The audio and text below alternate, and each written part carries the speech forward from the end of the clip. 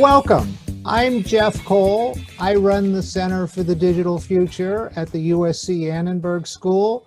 We're the hosts and very proud to be the hosts of the GDKP, which we're going to talk about in our session today. Let's start with Dr. Rajiv Kumar, who's Vice Chairman of NITI, the National Institution for Transforming India. The chair of NITI is Prime Minister Modi. And Dr. Kumar serves in the rank and status of a cabinet minister. He also serves as the chancellor of Gakhali Institute of Politics and Economics in Pune, India. His earlier stint in government was initially with the Ministry of Industry and subsequently in the Ministry of Finance as economic advisor during the reform years of 1991 to 94. He also served as an independent director on the central boards of the Reserve Bank of India and the State Bank of India. He has wide experience of having worked in government, academia, industry associations, as well as in financial institutions. He holds a PhD in economics from Lucknow University in India and a doctorate of philosophy from Oxford University in the UK. Oxford, I guess, was the best you could do as a university. Anyway, Dr. Kumar, welcome. It is truly an honor to have you as part of this conversation, and let's get started. So first, before we get to the GDKP, which Professor Sopaso will talk about, can you tell us a little bit about how the Indian economy has changed under Prime Minister Modi, and especially after you became vice chair of NITI, which I think is one of his major priorities? First and foremost, thanks very much, Professor Cole, for having this conversation and this meeting, and for inviting me for this conversation with you and Professor Sulpaso. Great pleasure to be here, and thanks for the introduction as well. About the Indian economy, when Prime Minister Modi was elected the Prime Minister in 2014, the economy had started slipping. The growth rate had started declining. He inherited an economy which was characterized by a whole lot of scams and banking sector problems, and a great deal of sort of dissatisfaction, as it were, about the economic governance and economic management, and rising inequalities. And what he brought during the first term of 2014 to 2019 was to lay the foundations of more equitable, sustainable, and rapid growth in India. And by that I mean is that, one, he focused a lot of attention on getting the benefits of growth to those at the bottom of the pyramid. Let me not go into detail, but there are several schemes which were launched. But he was innovative in a way that he made his first priority as what he called Swachh Bharat, or Clean India, by which he wanted to eliminate open defecation in the country in all of its 650,000 villages and towns and cities. Now, it was not something, it was very unfashionable to talk about something like that by the Indian elite and the Indian people, but that was the reality that we had in India. And he sort of said that, even Mahatma Gandhi had said that for him, cleanliness was more important than independence, as it were, because that will change the lives of the people in a true sense, in a real sense. Those are the sort of scheme that he launched. Plus, he got some structural reforms going, which had never been attempted, which were hanging for a very long time, and I refer to two of them. One was the Generalized Services and Trade Tax, the GST tax, which made India into one unified market and removed all the interstate barriers for the movement of commerce and trade by having the single tax, for different rate for all the products and commodities and services. So it required a constitutional amendment and a grand bargain between the central government and the state governments to get that going. And the second one that he got was, the insolvency and bankruptcy code, which which we know, very well in the U.S., but we didn't have a mechanism whereby you could save the enterprise while punishing the entrepreneur who has not done as well as who's not done what he or she should be doing. So those are two kinds of structural reforms, plus several others in terms of the income tax reduction, and better tax administration and so on that he brought. Unfortunately for us, because of the banking sector scams and the need to clean up the banking sector, which was led by Raghuram Rajan, who was then the governor of our Reserve Bank, this is the central bank of the country, and he started in 2013 a very stringent process of cleaning up all the non-performing assets and all the balance sheets of all the banks in the country, as a result of which the credit growth in India just suddenly completely plummeted. In fact, banks were unable to extend credit to businesses, and which, as you know, would of course result in a slowdown of business activity, of investment activity in the country. Yet we achieved a 7.8% rate of GDP growth between 2014 to 2019 on average. But the last year of that saw the growth beginning to decline, and we were hoping that by March of 2020, this year, because we run a fiscal year, so our fiscal year runs from April to March, we were hoping that this would be the bottoming out of the Indian economic cycle, but then came the COVID. But nonetheless, economic activity has begun to return. I'm glad to note as an economist that in many sectors, our economic activity is now almost up to pre-COVID days, up to February 2020. And that's a good sign going forward. So the negative impact is working its way out. And I'm hoping that by the end of the first quarter of 2021, we will be in positive territories once again. So just a couple of comments. 7.8% GDP growth before COVID is truly extraordinary in an economy of your size. That seems to make the case for needy and for centralized planning. Seems to make a very effective case. Yeah, but thanks for saying that. But it's not enough because the point is that for where we are, our economic transition is still incomplete. We are way below. We are at less than $2,000 per capita.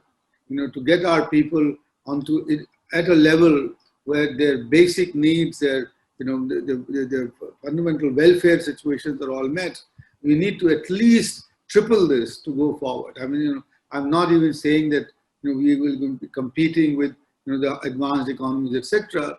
But to get the basic needs of good living, sort of acceptable living standards, along with maintaining environmental sustainability, and making sure that our future generations are not ridden with debt, because that's where our Prime Minister has been very prudent in terms of fiscal terms. I think all of those together, we still need more than 8%, 8.5% growing. And the problem has been that in the last year, 2019-20, our growth rate had come down.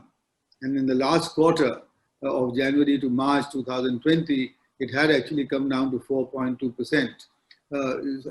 3.8%. So that the average for the year became 4.2. That's just simply unacceptable, and we know that. And therefore, what the Prime Minister has done now, that in these 7 or 8 months, he has used them to usher in one more set of very fundamental structural reforms. We have freed our agriculture from government controls. We've given our farmers the freedom to sell anywhere they like. We have liberalized our mining sector. especially the coal mining sector. We have taken steps, to bring in foreign direct investments, liberalize that completely, including in defense production, where there are now a number of US companies, large US companies, which are entering. So we have used this period to lay the foundations of a strong, sustainable recovery when we do start in the post-COVID period, which, as I said, we expect to happen between January, beginning of next calendar year. They are still impressive numbers, and we hope you can sustain them. One last comment, and then we'll turn to Professor Silpasso to tell us about the GDKP. On your literal campaign to clean up India, on the anti-defecation movement, was that done through laws and penalties, or setting an example, or social media, or traditional media, or how did that campaign work? There were there were two necessary conditions to that, Jeff. One was to allocate enough financial resources for every household to get a toilet, in the country. And for that, I forget the exact numbers, but a very large, significant budget allocation was done, starting with 2014 itself. For every year, there was, the budget allocation kept increasing. And the second necessary condition was to spread the word that cleanliness is next to godliness. I mean, in some sense, and to make to reach the word to every household that it is, and especially the women were targeted, that to maintain the dignity of the women, you've got to have this basic thing in your house, which is a toilet where nobody has to go out to the fields. All the celebrity stars were roped into this. The social media went. The biggest campaign was launched in all Indian languages. One doesn't realize the complexity of our country. We have 18 national languages. So we need to have all those campaigns there.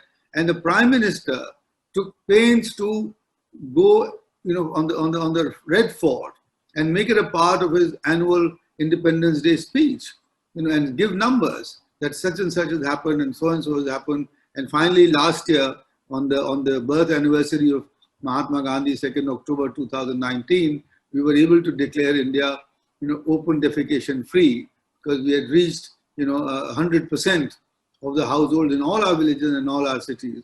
Now, what we are trying to do is to make sure that you get these things to be maintained and sustained. But that's also not easy, because you've got all the sort of related issues. But believe you me, we are beginning to see the good results of this policy, even on our health.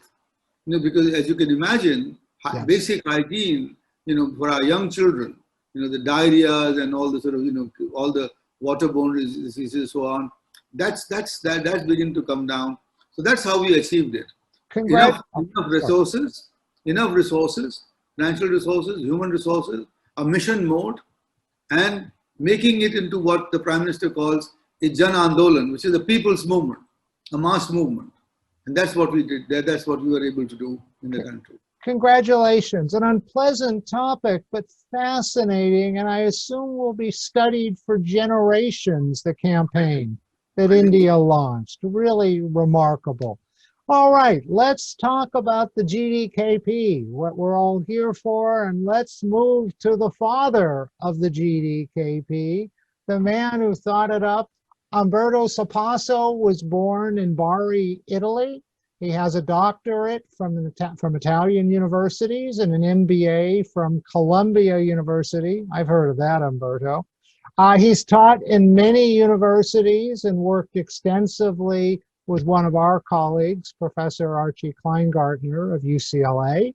He's written many books on economics, including Darwinomics, and his motto is knowledge is the right course of action, for which he's always tried to transform economic theories, which are sometimes incomprehensible, into facts.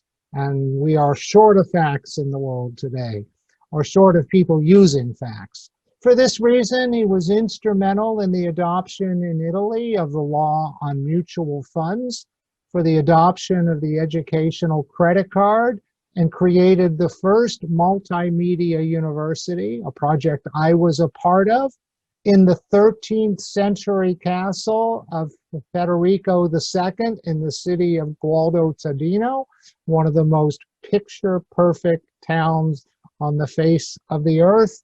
His latest book is The New Enlightenment in Economics, The Birth of the GDKP, where it came from, how you developed it, what you see for it. Thank you for your introduction. Now let's go to the GDKP. I think that to explain the importance of GDKP, it's useful to look at the ranking of the 5 companies with the highest stock market value and the way it changed. Thank you, Jeff, if you can show it. Yes. In the 1917, the top 5 stars of US stock exchange were US Steel, American Telegraph and Telephone, Standard Oil, Bethlehem Steel, Armor Company, and immediately after 2 steel companies and 1 rubber company. I call this the age of industrialist knowledge. In 1967, the top 5 companies were IBM, AT&T, Eastman Kodak, General Motors, Standard Oil, and immediately after Polaroid and General Electric. We can call this the age of hardware knowledge. But look at what happens in 2017. The top 5 were Apple, Alphabet, Microsoft, Amazon, Facebook, and then Tencent and Alibaba. We can call this cyber knowledge. It is interesting to see that in 2017, for the first time, Standard Oil is not between the first 5 stars. As a matter of fact, it was the 18. But the striking characteristic of the top 5 of 2017 is that 4 out of 5 of them do not produce material products. And even Apple, who does, in fact, owes its success to the content it manages, more services and easier use.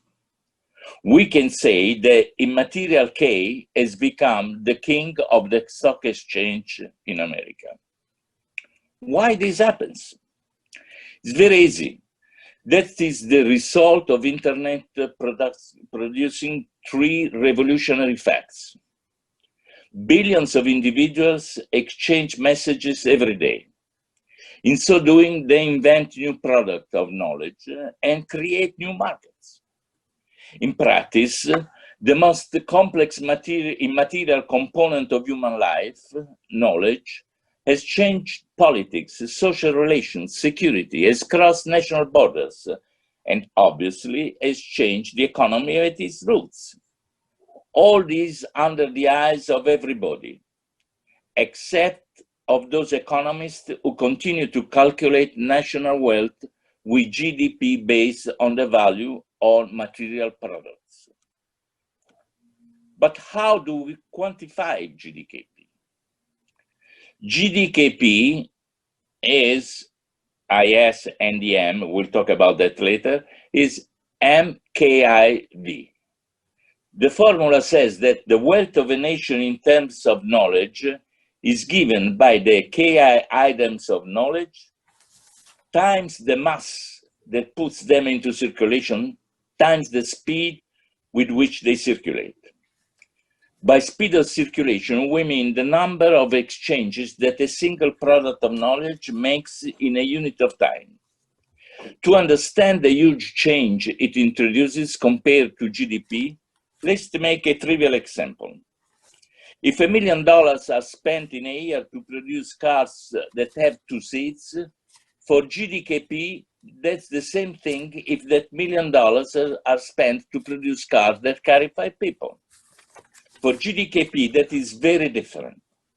If $1 million are spent to create a digital platform that serves 1,000 people, It is very different if that $1 million are spent for a platform that covers 100,000 people, because there are ways to accelerate the circulation of KI.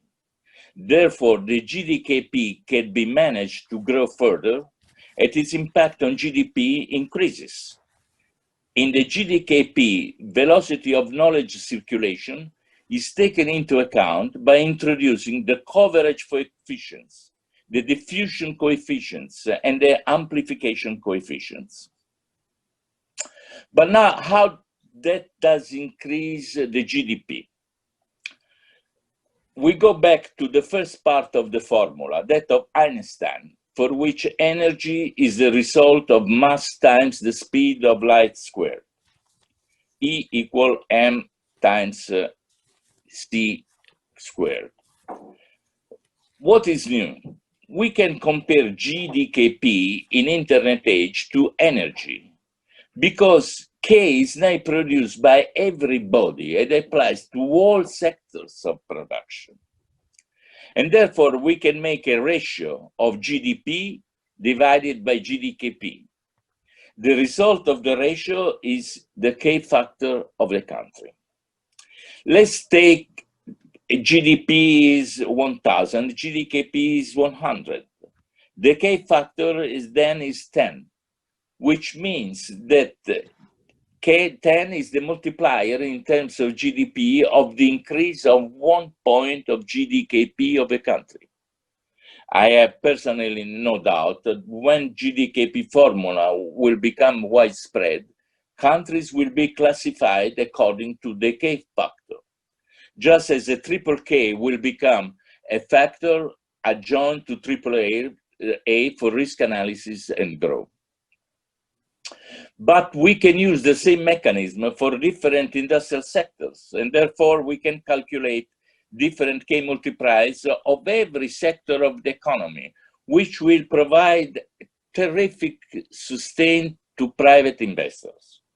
In conclusion, the GDKP, therefore, not only favors better budgeting for higher GDP through K factor, but increases the ability of private investors, stock exchange, financial companies, to make their investment more productive, and therefore ensures that they too increase the GDP. Great. Thank you, Umberto. And since we're going to move to the GDKP India and to Dr. Kumar, can you tell us how you got him involved in this project, and then through him and NITI, the government of India? Well, we were got involved by common friends, but we always immediately got together very well. But let me tell you something. The contribution of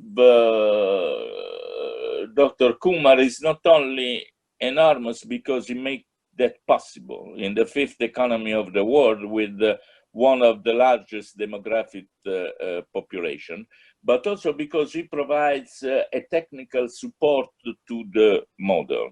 Two pillars of the model are the two matrices. One is India knowledge producing matrix, and the other is the India knowledge user matrix. In this matrix, the rows are the KI items, but the columns are the structure of Indian economy. And the structure of Indian economy that we take into matrix are those taken from his wonderful book, Modi's and His Challenges. So I used to say that GDKP India will be the result of KNS model. I mean,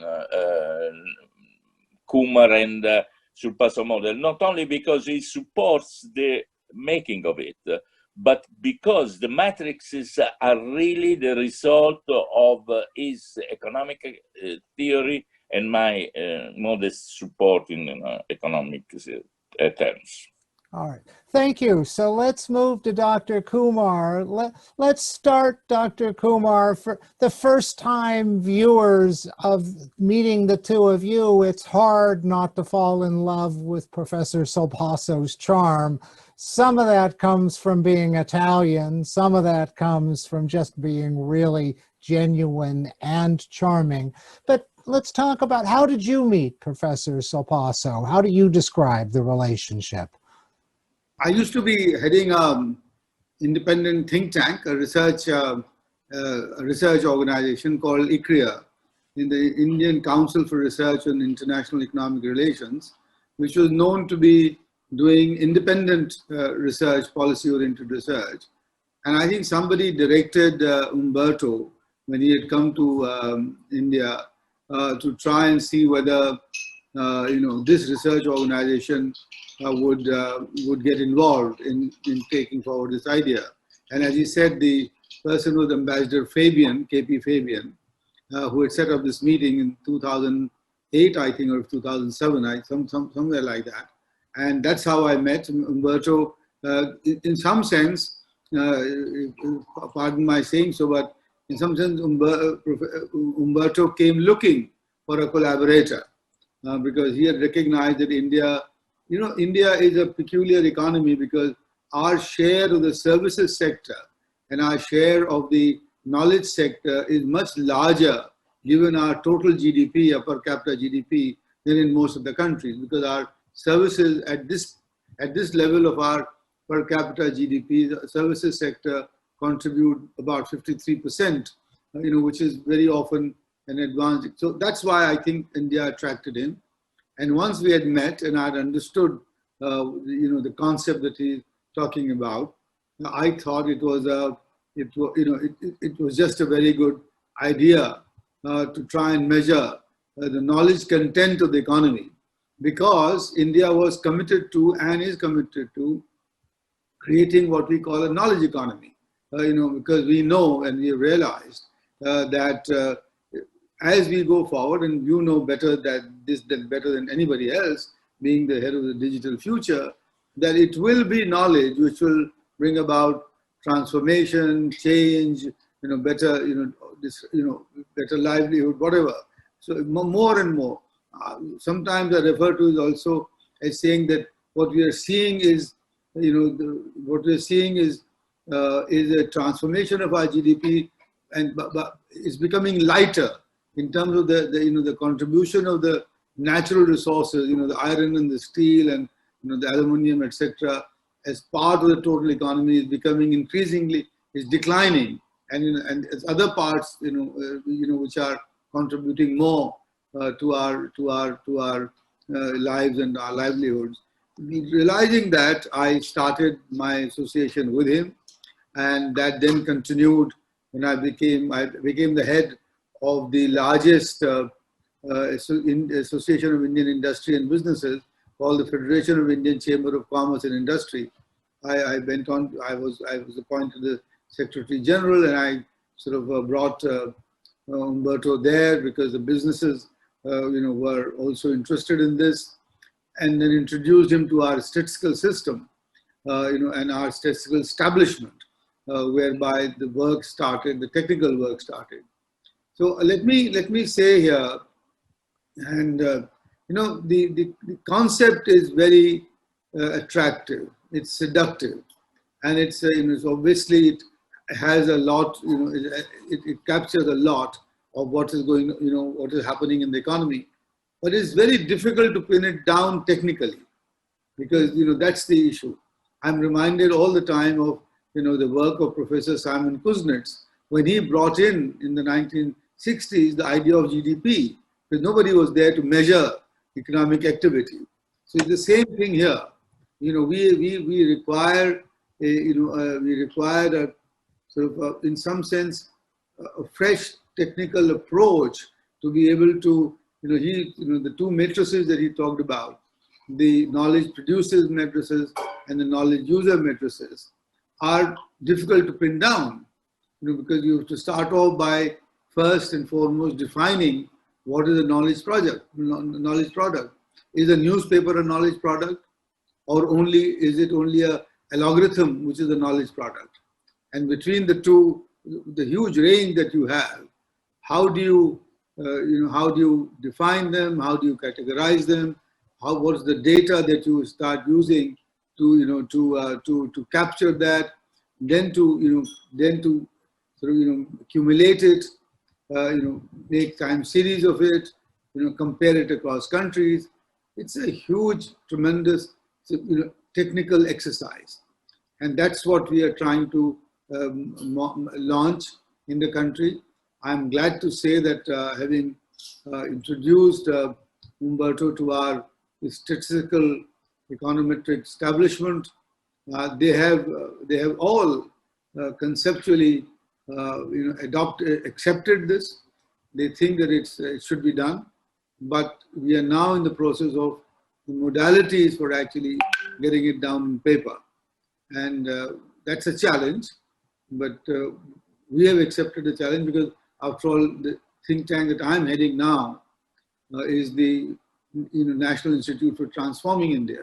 So therefore, transformation of India. So that's an idea which I think is a legitimate idea to pursue in Niti Aayog.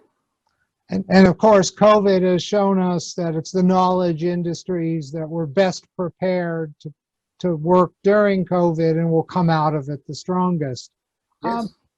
So if the GDKP becomes an international standard, does it replace the GDP?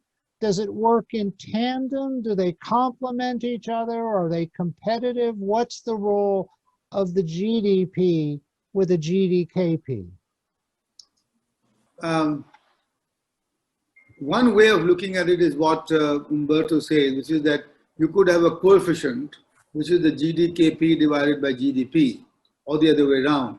Whichever is larger. Maybe the GDKP, the way you, and that's where all the technicalities come in as to how you estimate it. Do you estimate it as a fraction of the GDP, or do you put the GDP numbers together along with the knowledge, which is not been measured? So that doesn't matter. But a ratio of GDKP to GDP can be compared across countries. So the two will remain in tandem, and we use, therefore, to compare the knowledge intensity of any economy, because that may well define its future prospects for growth, especially in the current world, where given the fourth or the fifth technological revolution, as artificial intelligence comes along, as deep machine learning comes along, as humans unfortunately get replaced, by machines driven by knowledge, you would get people more interested in what is the extent and depth of knowledge in any system, in any economy, to be able to place their bets, as it were, on their future prospects. But do please remember that GDP itself is quite often now questioned by people who are saying that, look, what about social capital? What about natural capital? Why aren't you taking why aren't you, building those in? So what we will see, I'm sure, is that GDP will soon enough be transformed into something which is more reflective of our current reality. By that, what I mean is that you cannot have a comparison which is based devoid of anything that we do to the climate. I mean, if the planet is facing a climate emergency, the effort that a system or a society makes to prevent that, or and to fight that, must be included in the calculus of economic activity. Similarly, for example, a very tiny country called Bhutan says that we want to measure not GDP, but we want to measure the gross happiness index, because they are saying that you don't need $40,000 per capita to achieve the gross, the happiness coefficient. Your happiness may come with much greater interaction with nature, and to be living with nature rather than conflict with nature. Now, I mean, I'm sure that could be a concept to be adopted by post-industrial, post-alphabet societies, and why not? So, and I think in India, for example, we have had a philosophical background where we don't see eye to eye with the Marxian concept of the ultimate contradiction between man and nature. We think that it is man in nature that should be talked about. And for that, we don't need the kind of, per capita income, that advanced economies, have reached. Now, that's where things will become very different. But coming back to GDKP, I think to capture the immense contribution and impact that knowledge is making and will make even more so in the future, GDKP would be a powerful concept to start comparing economic systems and societies and companies as we go forward. That's a very powerful discussion and a fascinating analysis of GDP and some of the inherent weaknesses. My suspicion is that the social justice movement, which seems to be taking root worldwide, will also cause a reevaluation of just pure economic output, irrespective of the consequences. So India has become the first country to adopt the GDKP, and what an extraordinary accomplishment for Professor Salpaso, that one of the 5 biggest economies, and I don't know where you are with China as the first or second biggest country in the world, but you're one of the 2 biggest to adopt it is really remarkable. Can you tell us a little bit about India's plan for the GDKP? Where are you now? How are the calculations going to be made and by whom? And when is it likely to be completed? That's a very good but a very difficult question because, as I said, it's not, is by no means a simple exercise. I think we have made a very good start. We are now approaching our National Statistics Commission, which is a supreme body in the country, within the government, to give us the go-ahead and therefore the resources, which come with it to start this process. We've put together a team already of specialists, very good team, who will work with Professor Salpaso. We are hoping that we're not hoping, we are sure that he will lead the effort and that he will, he will come down here. And once you've got this, this team working away and the go-ahead by our National Statistical Commission, that will be the beginning of the process to start putting together the 2 matrices that Umberto talked about, the producers metric and the users matrix. I would think, given the conceptual clarity that Umberto has and the statistical team the team of statisticians that we are putting forward, I would give it 6 months to a year. I think calendar year 2021 should see India being able to publish its first preliminary estimate of a GDKP. Now I'm sure Umberto has far more ambitious plans and shorter targets. He does. But being in the position that I am, I'm not. I can't afford to announce targets that may be a bit unrealistic. My sense is nothing, with all of your culture and languages and population, nothing is easy in India. So we are thrilled you're doing this. What do you think when the GDKP is calculated, whether 6 months or longer, how do you see the Indian government using the GDKP and its economic planning? What will NITI and its transformation of India, how might it use the GDKP? We're now getting into the realm of speculation a bit, because I think how it will be used will depend entirely also on what it produces, in the sense of what's the nature of the information that it brings out. But what it must do is to impact the fiscal allocation. If nothing, because I mean, if you can, I think it will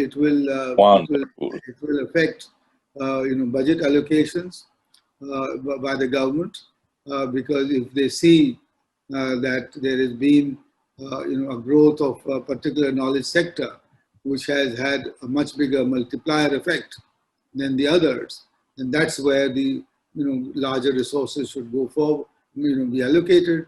But Jeff, quite honestly, I'm with that question, you caught me unprepared, because I have not yet been able to think through to that extent. Well, maybe broaden it a little bit and not put you on the spot for India. But if GDKP becomes an acknowledged international standard of measurement, how might it be used globally? How countries would start comparing themselves with their GDKPs the way they do with GDP to see who's most economically powerful, at least in the old terms. How might the GDKP change international policy, international relations? Just in one word, it may, for example, lead the United Nations to give much more funds to UNESCO than to UNIDO. Because UNIDO is the Industrial Development Organization, and and UNESCO is the science and and education. Or, for example, it may result in the World Bank,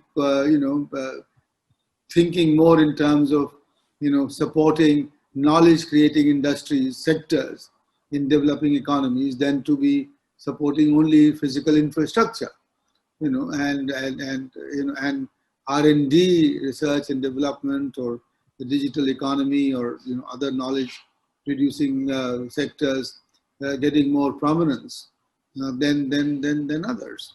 I think so. Or building of institutions which are not sort of merely doing civil and mechanical engineering, but also talking much more of the digital future that you are looking at, and so on. I think that answers made Professor Sapasso very happy. One last question, not asking you to speculate on names, and we couldn't, but do you anticipate if there were global GDKP, we might discover some countries with very impressive GDPs, but unimpressive GDKPs, or vice versa, countries with small GDPs per capita, but very impressive GDKPs? Do you think those inequities will come out? I don't want to name countries. But absolutely. Absolutely not. I have a few names in mind, but to generalize, there are significant number of countries who are today very rich because of the natural resources they possess, and they exploit and export. Now they are very rich, but they will come way down on the GDKP index. And there are other countries which I know have small populations and pretty much bereft of natural resources, but who are doing very well because of the prowesses of their companies and their researchers and their scientists who are leading the world in many ways. I mean, startup nations are exactly those, which is where GDKP would be very high, but the GDP itself may not be that high. And when we talk about startup nations, when you looked at Umberto's list in 2017 of the companies that are dominating the economy, almost all of them are less than 20 years old. So the concept of startup nations is really exciting. So we're hosting the GDKP in the Center for the Digital Future. Professor Sapasso is a senior fellow. We're setting up the Sapasso Institute. And at the center, we're 25 years old, we're less interested in publishing articles in academic journals and more interested in supporting work that can change the world, to work closely with corporations, policymakers, NGOs around the world. And I can't think of a better project that really symbolizes our mission and our commitment than the GDKP, and the extraordinary happiness we have that the government of India has embraced this and is implementing it. This is exactly what we were created for. And for that, Professor Silpasso, we are deeply appreciative of the work you've done and sharing it with us. And Dr. Kumar, we are really equally appreciative of your commitment to this and the support of India. And I think collectively and with others who will join, this will be important work that will really make its mark. Thank you, both of you, for all of your work in this and your contributions. We look forward to a lot more. Thank you very much. Thanks, Jeff. Bye for now. Ciao.